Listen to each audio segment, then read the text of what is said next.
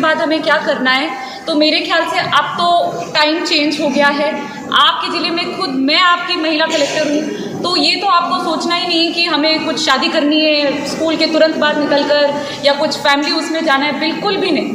आपको अपनी पढ़ाई आगे रखनी है ना, आपको पढ़ना है और आगे बढ़ना है। अब रही बात कि अब हम क्या क्या कर सकते हैं, तो क्या है कि आपको अपने लिए हमेशा 2-3 ऑप्शन तो सोचने चाहिए, क्योंकि हम काफ़ी बार सोचते हैं कि हमें यही करना है, पर काफ़ी बार बैड लक होता है, अपन नहीं भी कर पाते।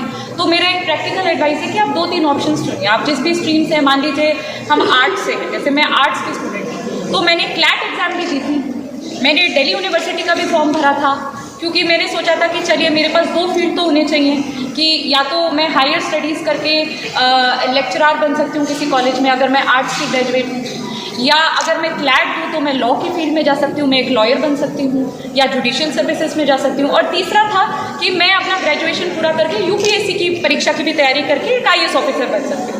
अब ये तो वो रहता है कि हम फाइनली क्या चूज़ करते हैं, बट हमें ये भी नहीं सोचना है कि हम बहुत सारी चीज़ें करेंगे तो हमारा कोई काम बिगड़ जाएगा। कम से कम आपके पास 2 से 3 ऑप्शन तो होनी चाहिए, क्योंकि प्रैक्टिकल वर्ल्ड है, अपने को प्रैक्टिकल रियलिटीज़ में जीना है। हमेशा सबको हम ये नहीं सोच सकते ना हमने एक चीज़ सोची और हम वही कर पाएंगे, तो हमारे पास हमेशा एक सेफ्टी नेट भी होना चाहिए।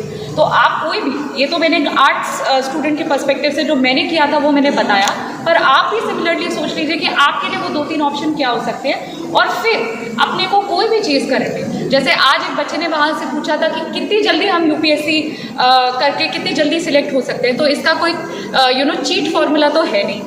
ऑनेस्टली बात तो ये है कि आपको मेहनत करनी पड़ती है, स्ट्रगल करना पड़ता है, बहुत घंटे देने रहते हैं। सही कह रहे हो निवृत्ति? Yes. बिल्कुल।